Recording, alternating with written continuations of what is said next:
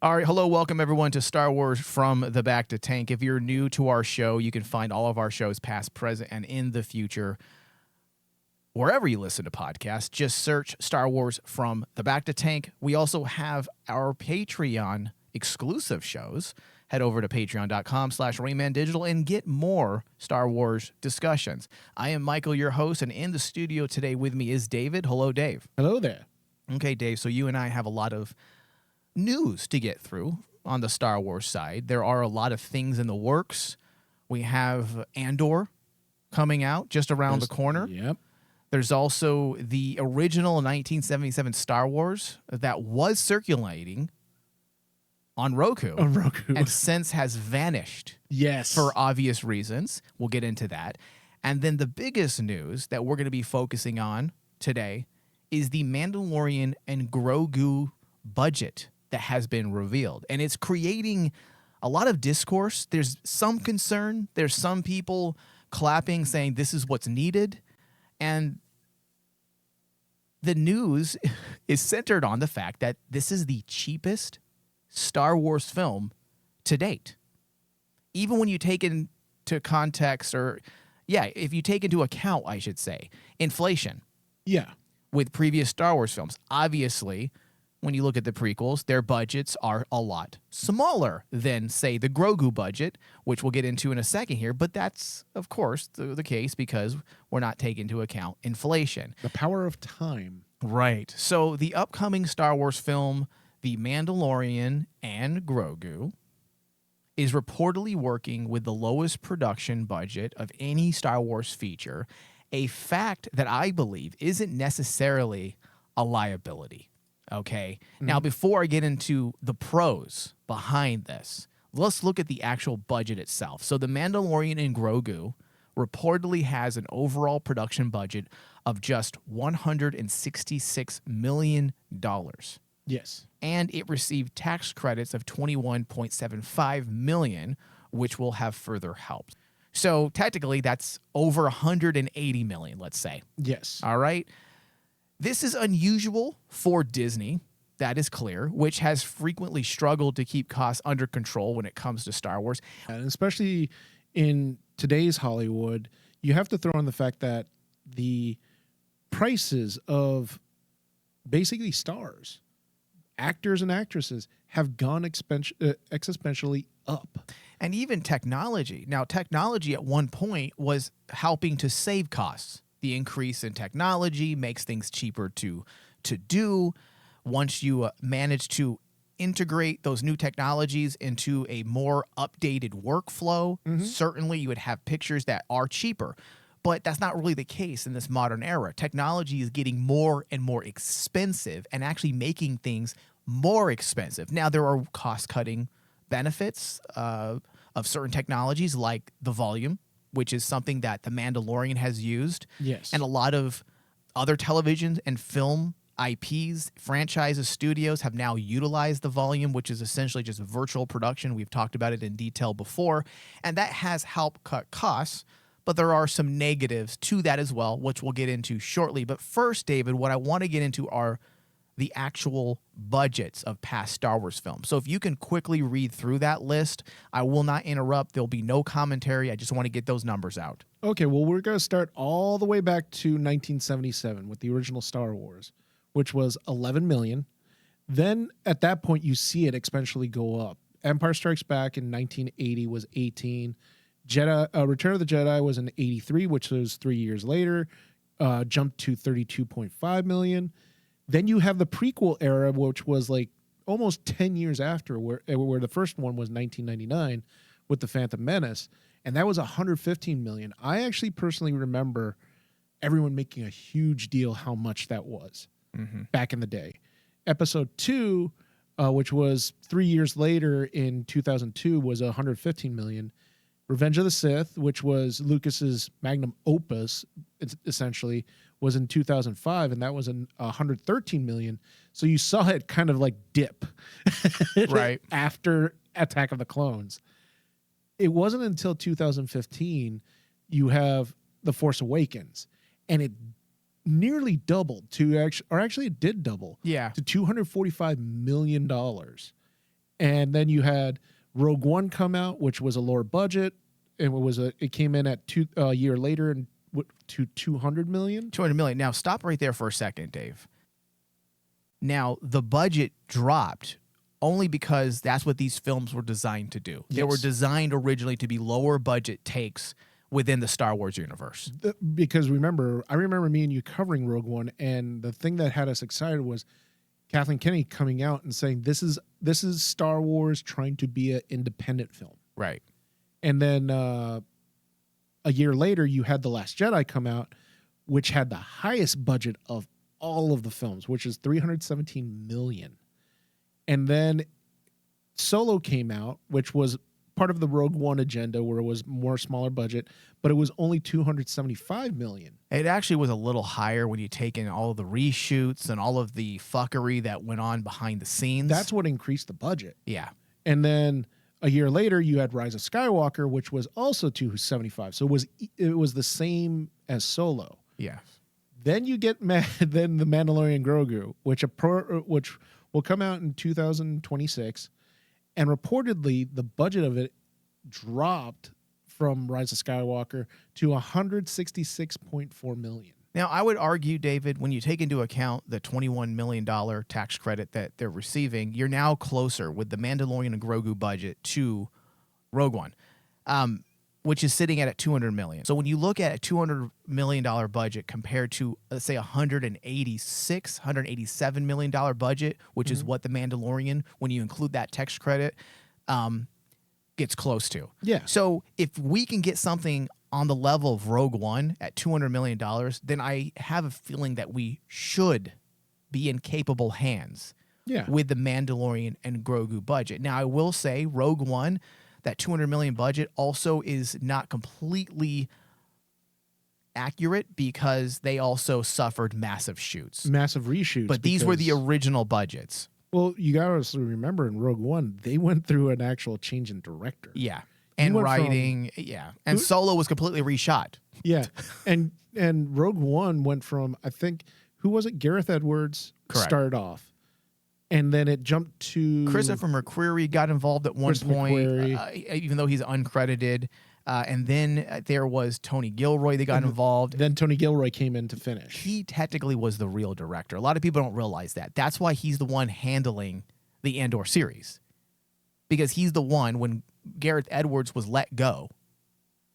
Tony Gilroy is the one who took control, even though he does not get directorial credit because of various reasons. There's union reasons, mostly, contractual reasons why you can't just remove someone's name from the credit as director. It's the reason why Zack Snyder really had nothing to do with the Justice League film, but his name still was listed as the director, when we all know Josh Whedon was the actual director of that movie. Yes. Okay, so let's get into exactly what this means for the Mandalorian and Grogu. And here and after, I'm just going to say the Mandalorian. In the context of this discussion, I don't want to keep saying the Mandalorian and Grogu. All right, so I don't believe this budget, even though there's a lot of concern online right now. I do not believe that this is a fact that it should issue any type of concern. Budgetary restraint can actually generate higher returns on investment. Okay, we all know that. And further solidify, in my opinion, Mando and Grogu as a lucrative sub-franchise within the broader IP. Now, a project like this doesn't require a massive budget to deliver the visual spectacle audiences associate with Star Wars. Just look at the series itself as evidence, specifically the first season. It doesn't need those types of dollars thrown at it to be an effective Star Wars story. In fact, let's look at non-Star Wars IPs to show what can be done in contemporary times with low budgets. Recent releases like Godzilla -1. Yes. Which was $20 million. $20 million. Yeah. For that amazing film. Now let's look at Gareth Edwards, by the way, directed film, The Creator, which was $80 million. Which arguably a lot of people were saying was one of the best sci-fi movies. It was a fun sci-fi film, beautiful looking sci-fi film, and it felt big. Mm-hmm. That's the problem with a lot of these issues with cutting budget. Sometimes you shrink the story world and you feel it as a viewer. It feels more confining.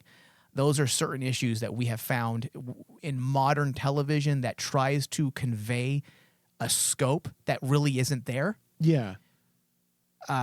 Star Trek has suffered with that a bit because they do volume shooting pretty damn well, but there are times where you feel a little constrained. Mm-hmm. Okay, so The Creator and Godzilla Minus One are perfect examples of something that doesn't feel constrained, very large in scope. It's a true spectacle, and they're both being produced for under $100 million. Yes. Okay, those films right there demonstrate that effective world building and visual effects don't hinge on runaway production costs, which is what Disney is famous for. Runaway production costs that in the end hurts future films because these movies now are expected to hit unrealistic budget and financial goals. You're asking movies to quadruple its budget. Yes. And that's just not possible in today's environment. It happens, but not nearly as frequent as it has in years past. And that has a lot to do with streaming, the rise of high quality television, and the fact there are so many options today. So the priority, in my opinion, Dave, and please interject if you disagree, but the priority now should be restoring perceived value within the franchise. Once that foundation is reestablished, which could happen when you're dealing with a low budget like this, escalating budgets will be easier to justify. Yeah. So we're, in a sense, David, we're taking that etch and sketch and we're shaking it and we're starting over. Yes. And I think that's smart. Because at the end of the day, this is one of the reasons why I think this is my number one positive of Mandalorian Grogu. Because The lower budget? Because you're forcing the filmmaker's skill to come out. Because the two movies that you mentioned, Godzilla and The Creator, there was so much creativity because they had a budget that they had to follow. And they had a specific story they wanted to tell. And they had to come up with a legit strategy Yep. to make everything work. And the problem that I see nowadays, take this outside of just Star Wars, but also, you know, where if you want to look at Marvel, if you want to look at DC, bigger budgets allow laziness. That to me is like the key thing there. Mm-hmm. It allows laziness for filmmakers because they see the big budget and they say, I have room to not work as hard. You know what is a good example to back up your point? The recent Joker film, Dave. Exactly. The director allowed, because he knew that he had a success with that prior film. So the studio was more open to throwing money at Todd Phillips. And he allowed the actors to come in, this is from his own mouth as well as the actors, to come in on any day, numerous days, and rip up the script that was planned to be shot that day. And they just ad-libbed and made shit up and rewrote things because it's okay. We have an unlimited budget. Exactly. And if you want to even look at it in today's world, or like among cinema, the smaller budget films that have seen success is films like Alien Romulus and Predator Prey. There you go. Both were received critically well, and actually even fans love those films. Mm-hmm.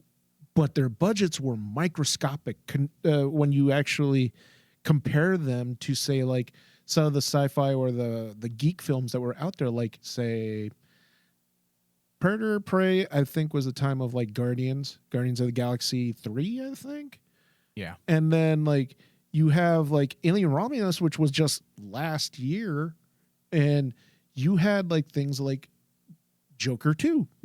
you had like these huge other productions, but then you have these smaller productions from, you can make an argument that they're the same size IP, the Alien and the Predator franchise.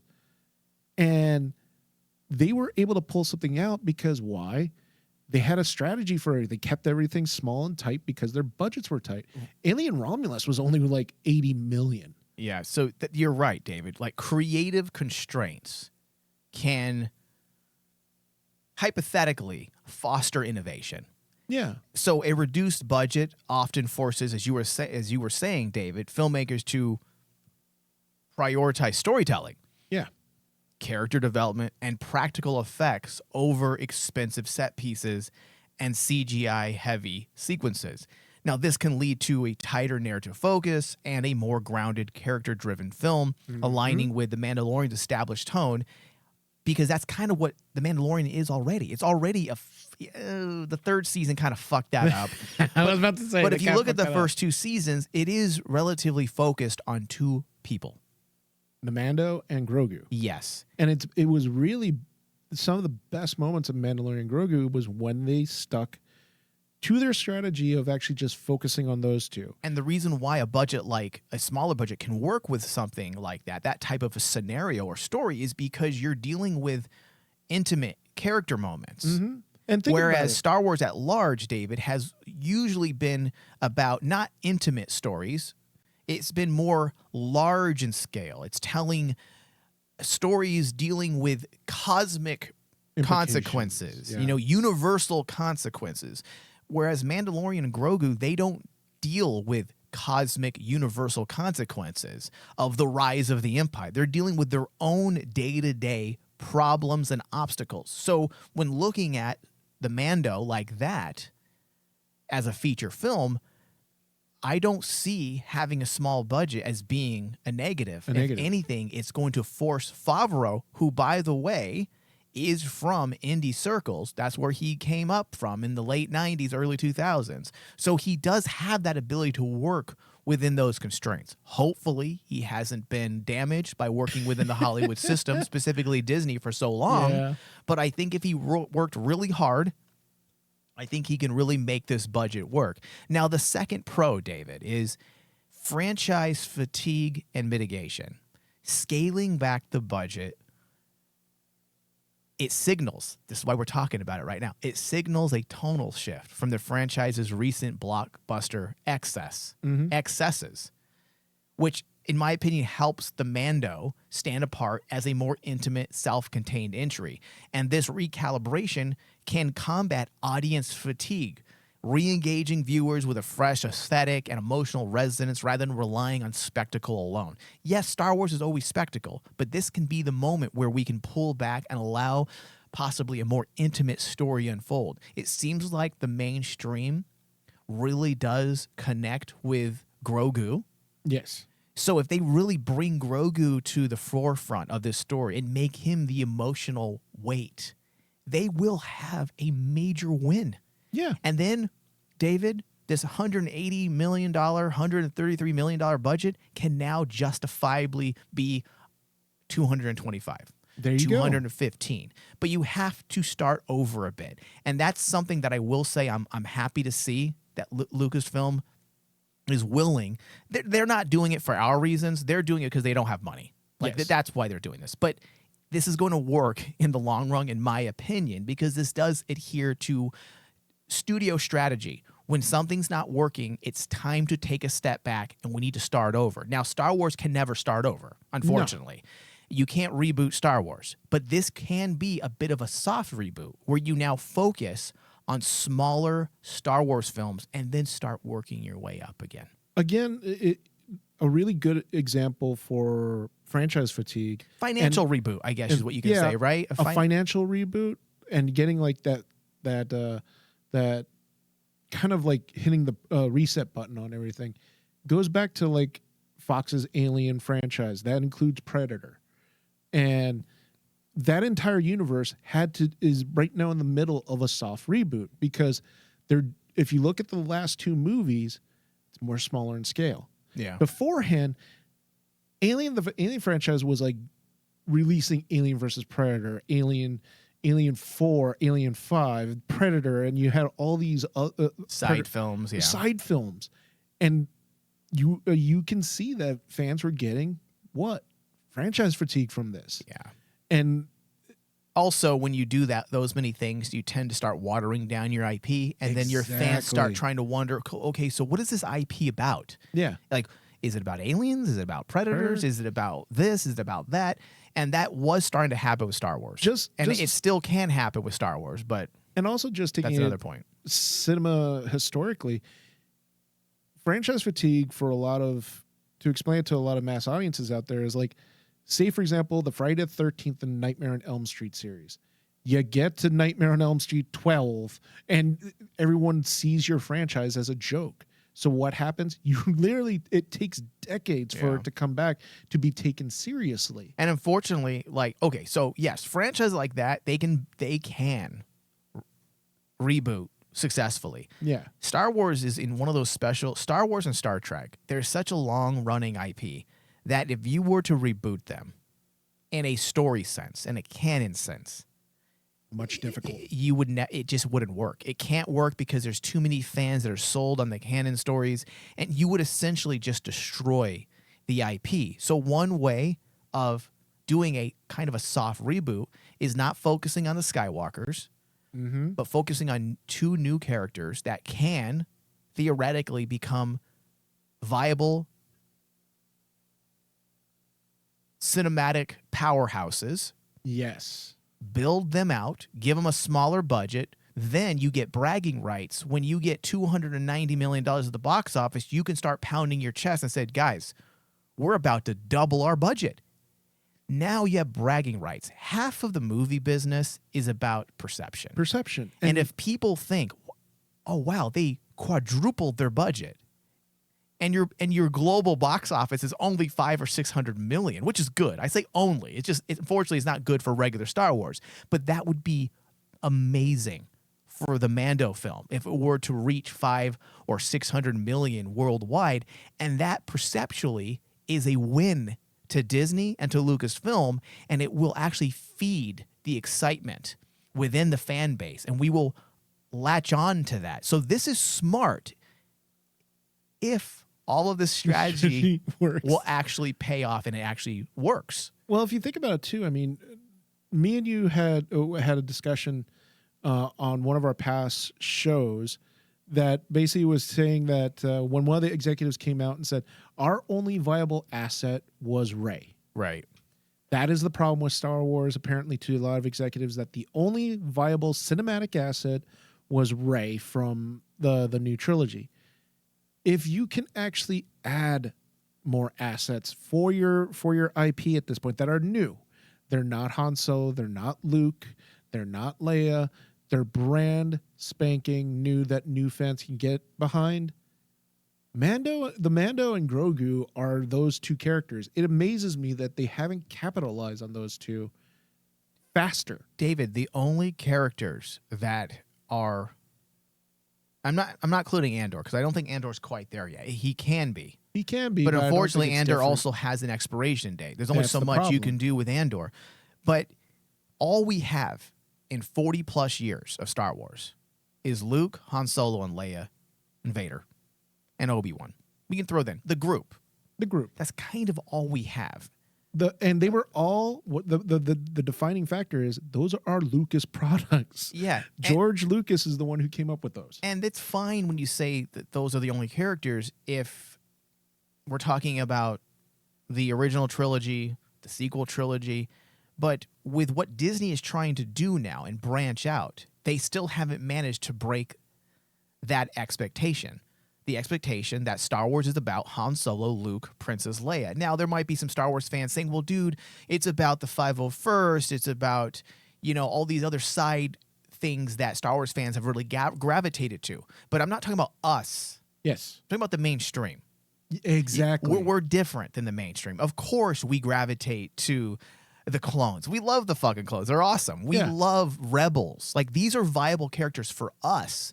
But as in the way of the mainstream, when you throw the word Star Wars at people, there's only going to be a couple names they come up with. It's going to be Luke, Han Solo, Leia, and Vader. Yeah. And probably Obi-Wan and Yoda. That's kind of it. And in 40 years, if that's the only characters you have, and also let's bring this back to 2014 with Force Awakens, since Disney has really taken over, and still the characters that you think of are the exact same characters, then Star Wars hasn't really grown. No, it hasn't. And that's the problem. Now, let's bring this back to the Mando, okay? Because there are some concerns as well, some cons to this. Now, we went over the positives. Now, the con here, the negative, comes with what we've seen already happen with Star Wars.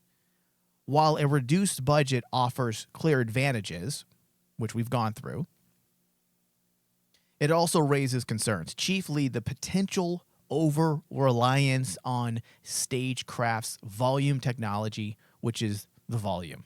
Okay, shooting in front of the screen. I'm going to keep it very simple. Using the screen rather than green screen. Okay, a virtual environment. The Mandalorian pioneered this use of the volume, but recent Disney Plus series like Ahsoka and the Book of Boba Fett reveal the gross limitations of the technology. Action sequences actually feel spatially constrained, environments lack depth, and the cinematic scale Star Wars demands is greatly diminished. So unlike traditional chroma key, and I bring this up because people may point and say, well, Mike, okay, you're talking about virtual production and volume technology, but Lucas shot in a virtual environment. He had nothing but chroma key. Chroma key is blue and green screen. Yes. But that's a traditional technology. And the word traditional in this sense means tried and true. Mm-hmm. The blue screen and green screen compositing is a tried and true method with well understood workflows and predictable results. The volume still presents unresolved aesthetic challenges that cinematographers have actually come out in articles, in cinematography articles, magazines, I should say, and journals, where they're talking about, hey, it's fun to shoot on volume, but it really limits what we can do as cinematographers. We can't light correctly. Everything looks flat. The light casts this even disbursement of diffused lighting. So that's why the people that use volume the best usually create scenes that are usually at night or very dark and gloomy sunsets, cloudy sequences, because they can then justify the non-diegetic with the diegetic world they're creating. So they go to a planet with an overcast. Okay, volume works. Volume works. Because that's uneven natural lighting. It works. But if you want to create anything else, like with sunlight, you're out in the desert, you're going to have diffused sunlight, and that makes no fucking sense. Yeah. And for those out there that don't understand, because we're going into terminology that me and you are basically trained in. We're trained in to know about like filmmaking. When I go through a rewatch of all of the Star Wars series up to this point, and there was one factor that basically kept springing up in my brain.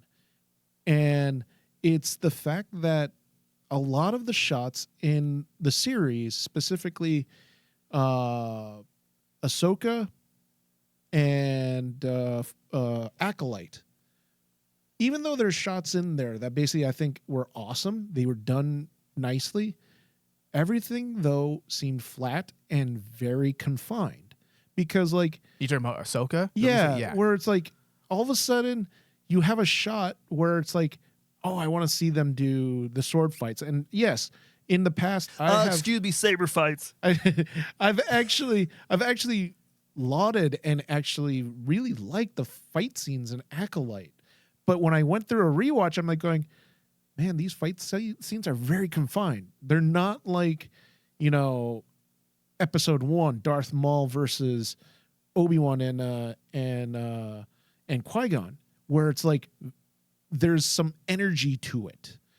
When you watch Acolyte, I was like going, oh yeah, everything's very confined. You don't see, like, a lot of the shots that I was looking at, they're just medium to waist high shots of the actors reacting to throwing their saber around. We don't have access to the broader diegetic world, the story world. Yes. We're constrained to see what they can show because of the limited budgets. Mm-hmm. And that is hurting Star Wars in a lot of ways. And that's why this becomes a negative, David, for the Mando movie. If they rely too heavily on that volume shooting, all the problems we've had with Ahsoka, and even though I agree with you, the Acolyte had amazing lightsaber scenes. But the issues that you mentioned, they are there. And those are there because we're trying to take these budgets and make them work in a television medium on a streaming platform. And there's all types of issues because you're trying to save money, but then also you're spending too much money. And they're not really putting the money where it needs to be, which is not in volume. The volume should be used for shots that are impossible to get within your budget. Anything else, you need to try to make it work because there's a big difference in seeing the action and then being tricked into seeing action. And that is being felt, David, by all of the camera fuckery and techniques that you've mentioned. That is happening in Disney streaming Star Wars. It hasn't happened in the movie side. If you look at Force Awakens, The Last Jedi, as well as Rise of Skywalker, there's complaints to be made about the choreography. Like, it's not people's cup of tea. They want more like the choreography from the prequels, right? Yes. I understand that. I would like to see more of that as well. But you can't look at Force Awakens and Last Jedi and Revenge of the Rise of Skywalker. Jesus Christ. That's how much I just don't care. The Rise of Skywalker. You look at those movies, you can't point to them and say, yep, garbage production. The production is still beautiful. There are some problems with Last Jedi's choreography and certain moments that just kind of logically don't make sense. But it looks beautiful. So we're not talking about those movies. We're talking about the streaming era and what it's brought with it and the technologies that have made it possible. And I'm hoping that what we get is not just an elaborate Mandalorian TV episode. I want to get something that feels different. I want something that feels big like Star Wars.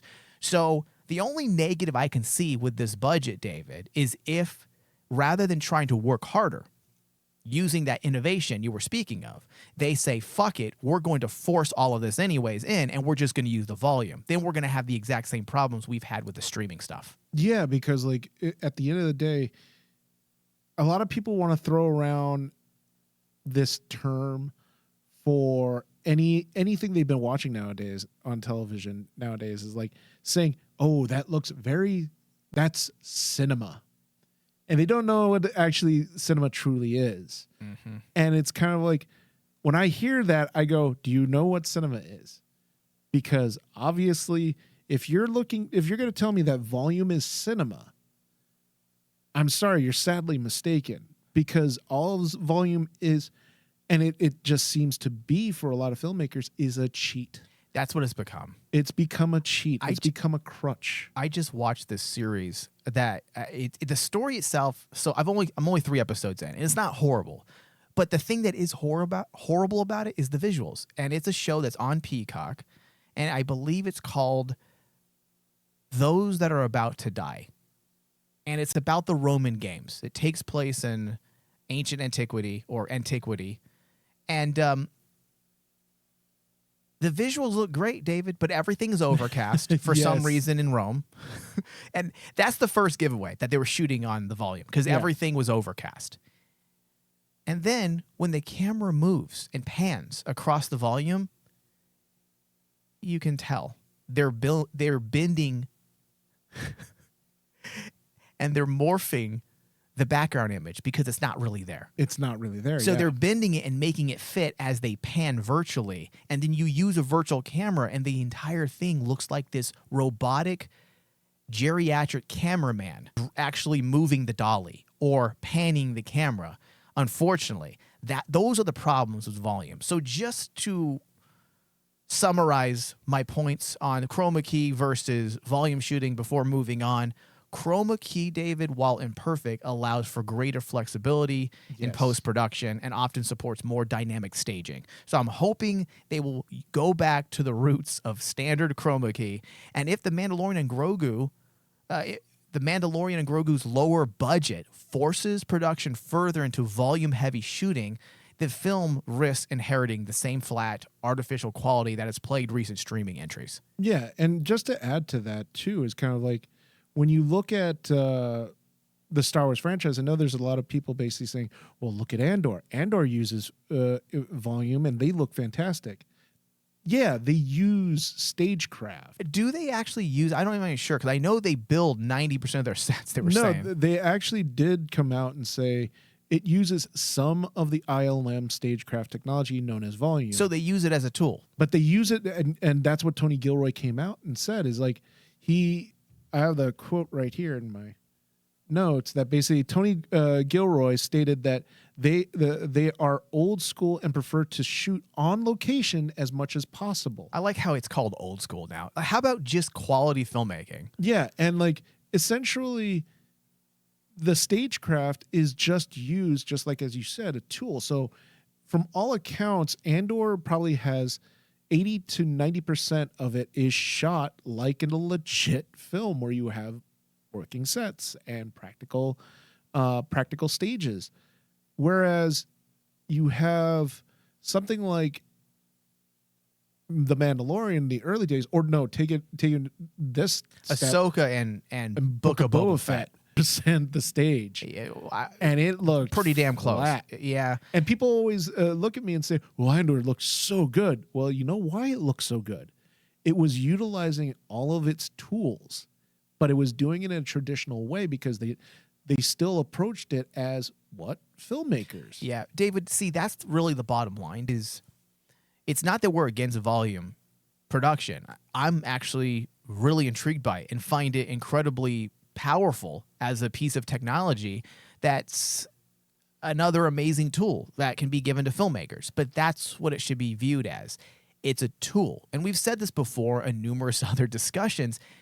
Chroma key, volume shooting, compositing at large, using certain types of camera, lens choices, how you're going to diffuse your lighting, what silks are you going to use. My point is that no movie should be made 100% with one thing.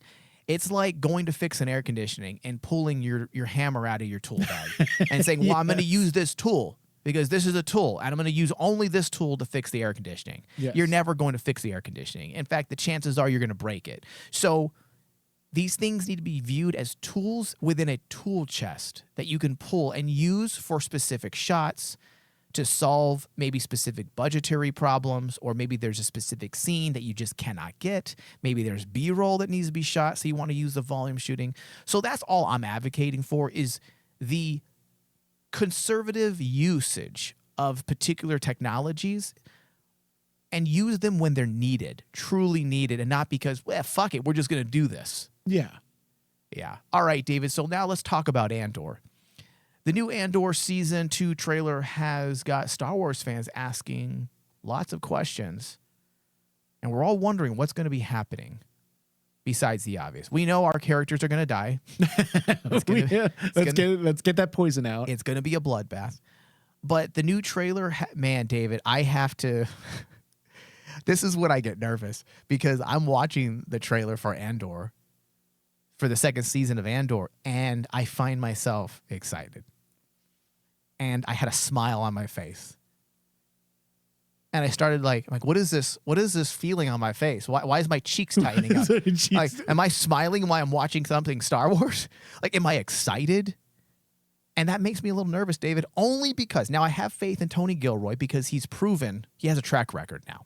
He saved Rogue One, which is debatably I think most Star Wars fans could debate this, and it seems like most Star Wars fans agree, I should say, that Rogue One is probably the best Star Wars film of the Disney era. I don't know if I agree with that, but I can see the argument, and I can understand how that argument's made.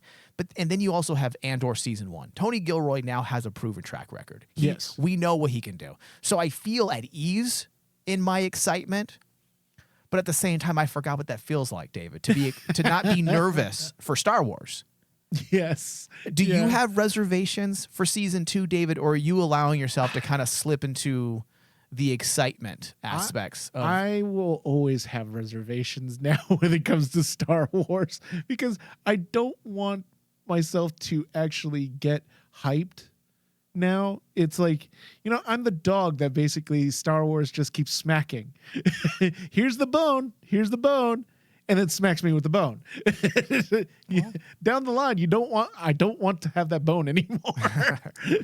But like when it comes to Andor, there is a part of me deep down in my jaded heart that is smiling when I see the trailer for Andor, because it just seems that, especially since I feel that Tony Gilroy really does have a strategy, which is something that basically me and you have been harping on for anything in Star Wars. Come up with a plan. Give us a plan. Give us a strategy, what you're doing. We've been begging for a plan. Please. Give us a plan. Please. And like Tony Gilroy has actually proven, oh no, I have a plan. And the fact of the matter is, yeah, we all know part of his plan is to lead this right up to the point of Rogue One, so that you can essentially jump into Rogue One after the season and then go through that trauma. Yeah. Go through that trauma.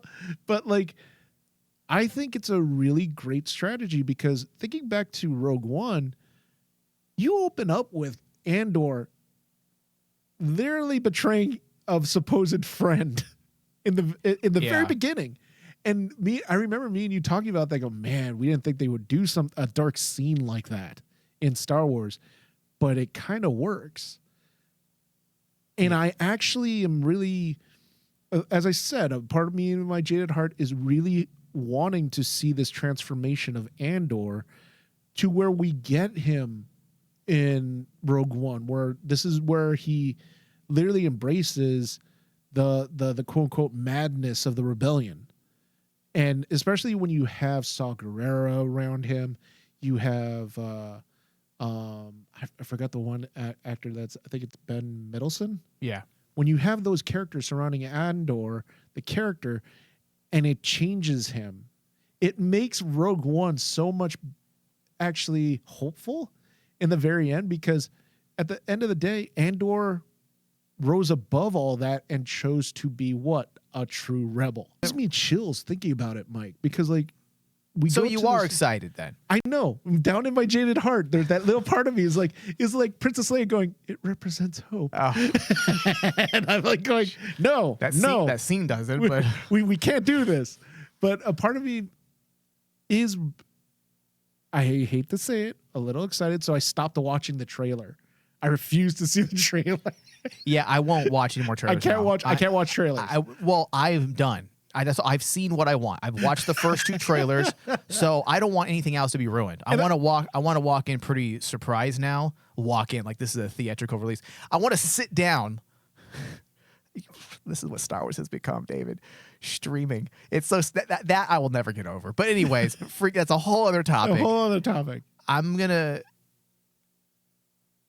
You know what? I don't want to get into those tiny type of negativity, David. But yes, what was I even saying? You were going to sit down and watch Star Wars? I was thinking that you're going to watch and like curl up in a blanket and basically just like put it over your head, praying that basically, please don't let me down. No, so I want to go in surprised now. I've seen what I need to see. And now I'm going to cut myself off from the rest of the promos. Now, we're going to do one more show before Andor is released, just centered on what we know about Andor moving in. So we're going to have we're going to have to deal with our own spoilers, but I'm going to wait to the last minute because I want to enjoy the mystique and surprise. And there are going to be things that I'm going to purposely stay away from in terms of spoilers, and I don't care if we cover it or not. Well, the amazing thing too is, I don't know if you've noticed this, but the one thing me and you have always been saying is Star Wars needs to really back up its IP and really market it better, right? Well, now this is probably the most hype I've seen a series in a very long time, to the point that the fan base is like going, oh, they can do this, maybe this character is coming in. I can't recall the last time we've actually been, as a fan base, this excited to actually see a series. Yeah. Because Tony Gilroy has done a great job in setting up this story arc around this time frame in Star Wars history, it's kind of like it's opened this excitement for the fan base to maybe we'll see characters like Ezra or or Hera, because like we know Tony Gilroy can do it. Yeah, those are the things that we'll talk about later, because I do want to get into that stuff. Like how many expanded, we're just going to use that word there, even though it's not a technical or official term anymore. But how many expanded universe characters are we going to see? How many tie-in media characters are we going to see that would actually make sense? We're going to put a pin in that because we're going to do an actual full discussion around that when we get closer to the premiere of the second season. Yeah. I quickly want to go through the release schedule for Andor Season 2, which at first is a little head-scratching, but then when you put on your cynical hat, you realize what they're really doing here. So Star Wars Andor Season 2, their release schedule is laid out as such. April 22nd, episodes 1, 2, and 3 are released. April 29th, episodes 4, 5, and 6. May 6th, episodes 7, 8, and 9. May 13th, episodes 10, 11, and 12. So what you can probably gather is that they're releasing 3 episodes over the course of a month. So 3 episodes per week over the course of a month. Now, I'm not a fan of this.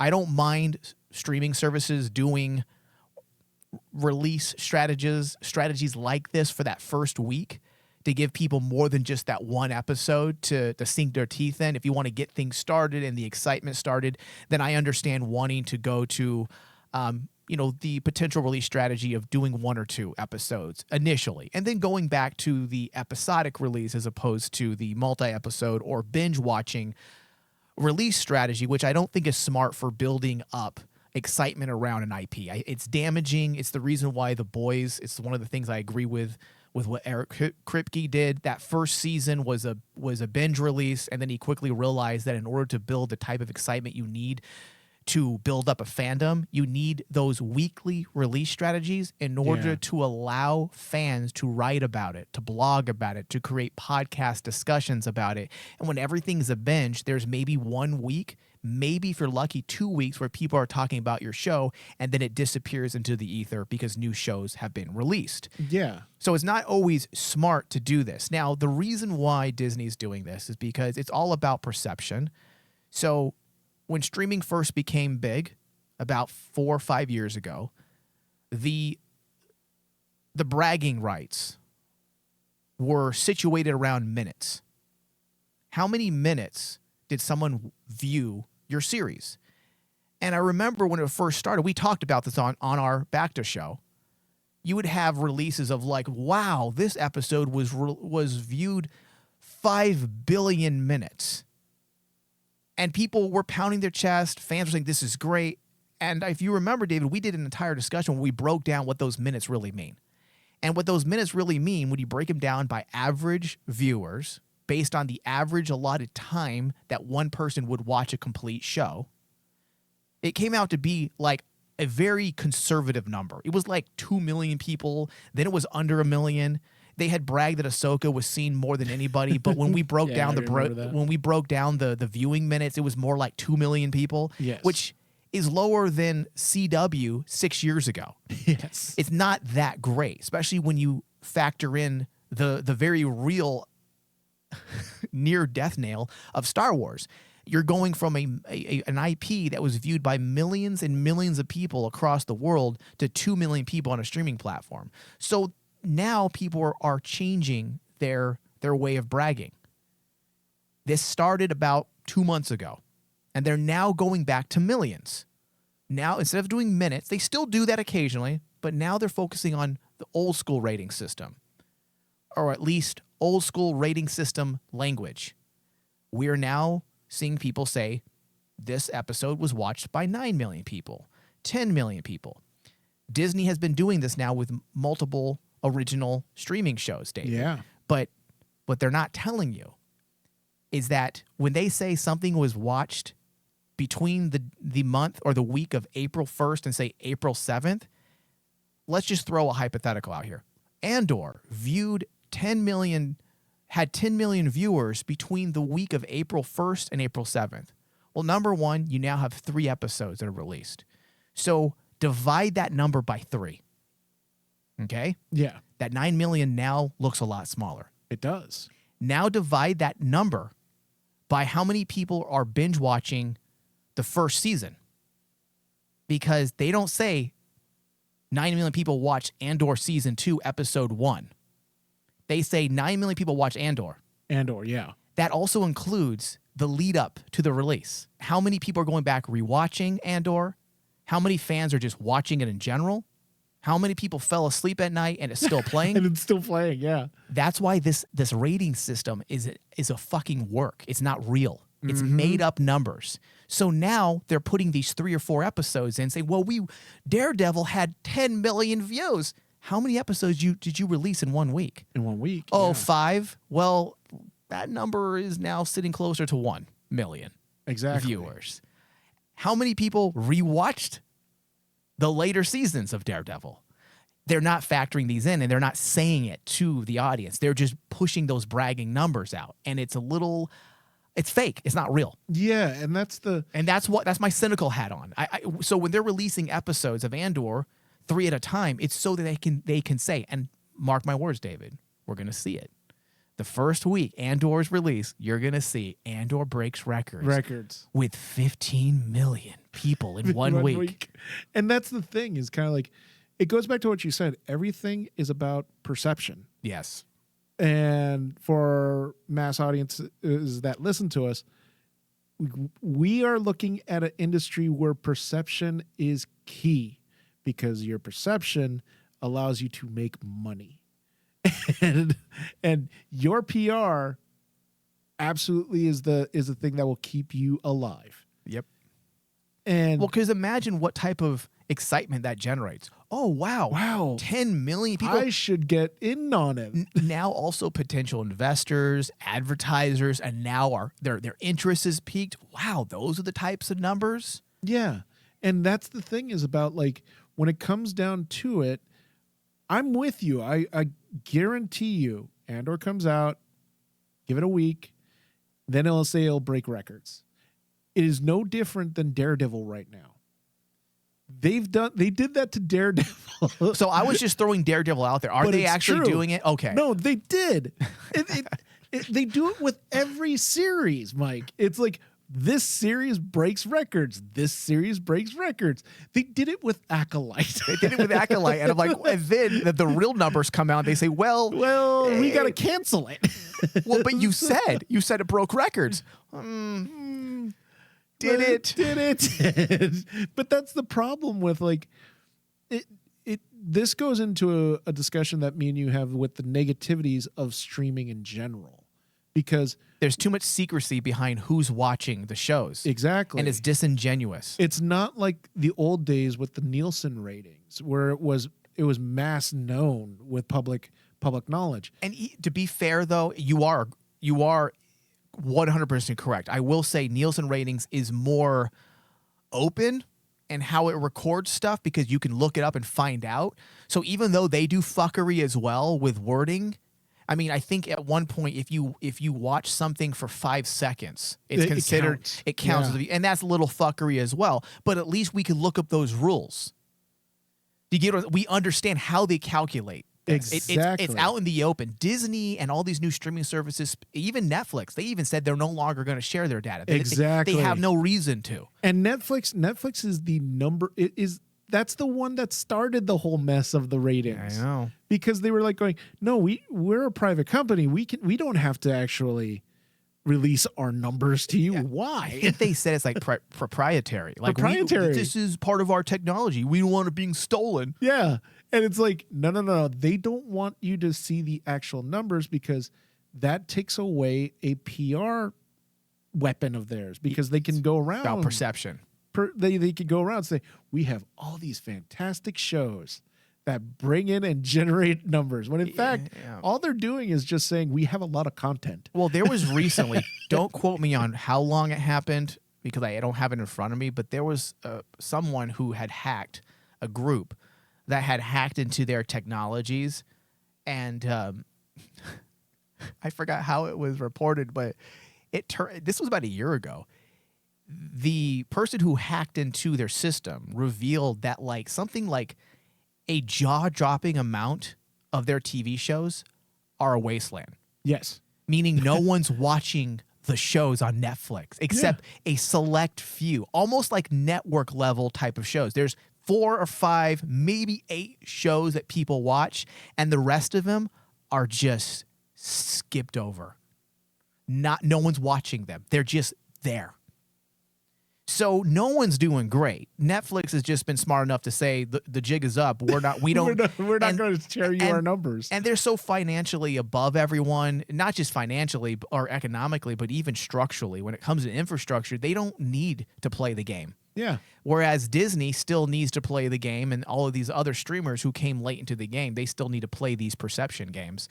All right, David, we only have a few minutes left. We have to talk about the original 1977 Star Wars cut that was being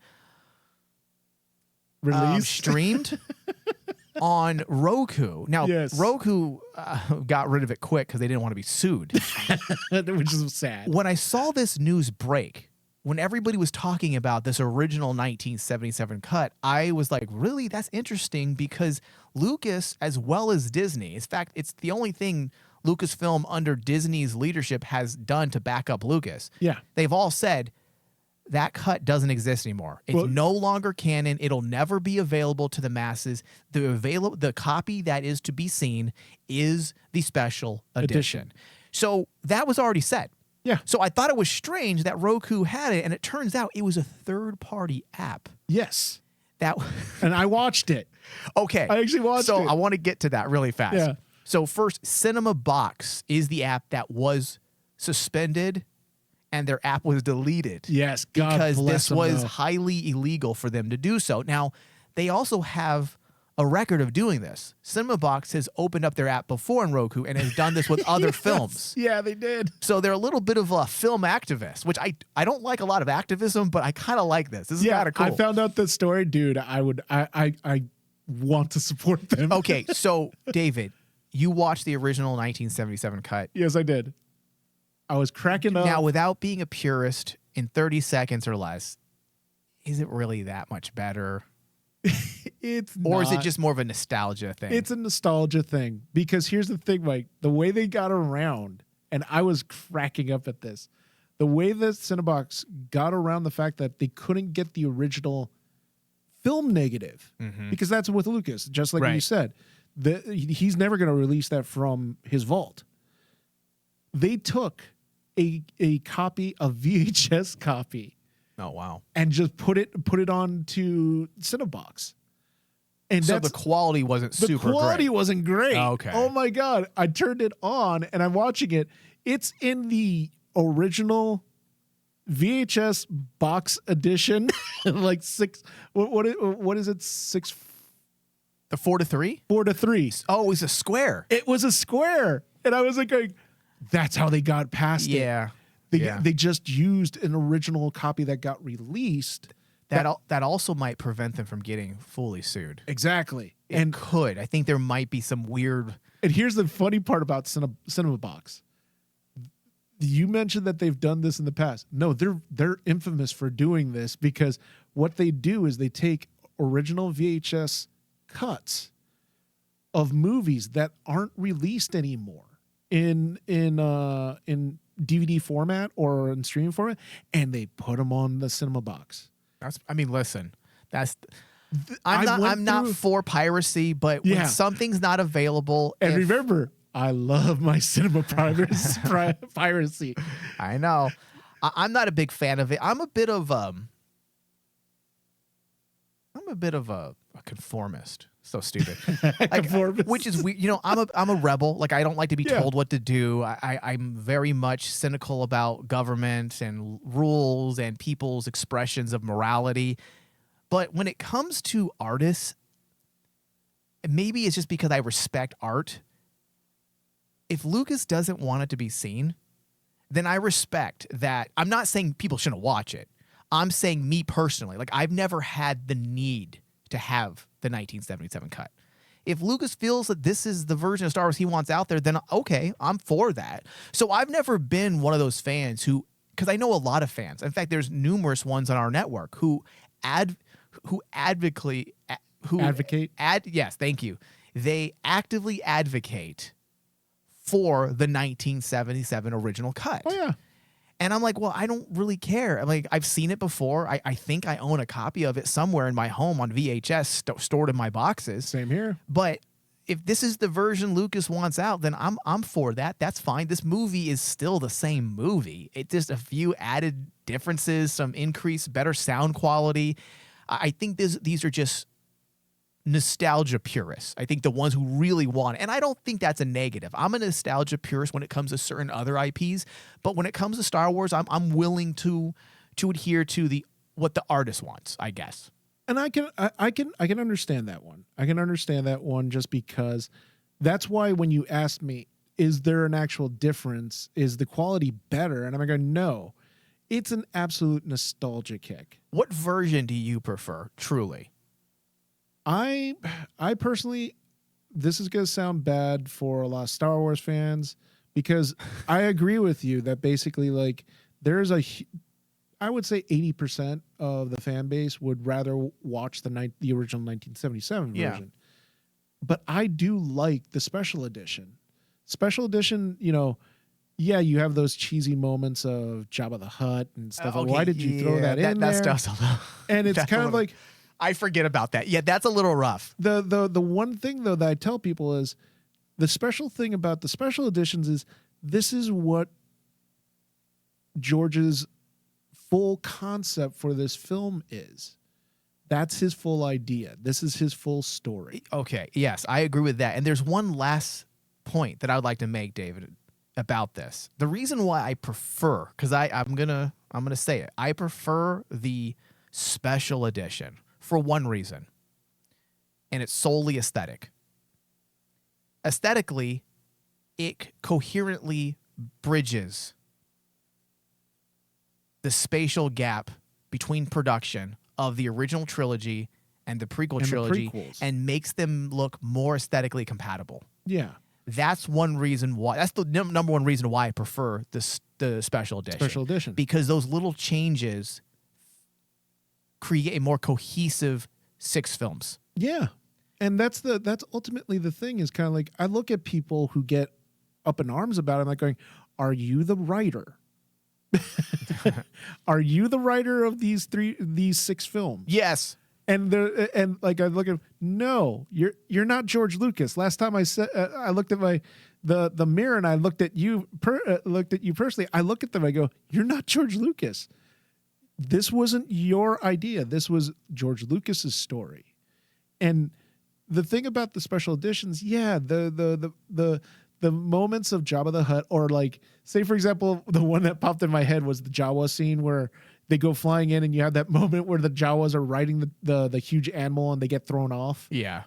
And everyone kind of eye rolls at that, but I'm like, no, thematically that kind of fits with the prequels. Yeah. Yeah. It helps actually bridge that narrative of like keeping the story, that not just the story, but also the world of Star Wars unified. Yeah. And as George Lucas sees it. Because if you think about it, that's personally why he doesn't like the Timothy Zahn stuff. Yeah. Because it's not his idea. Yeah. Makes sense.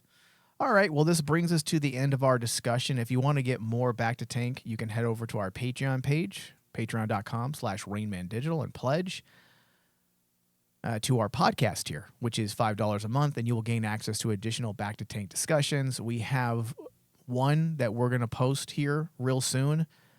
What did we talk about, David, before the show today?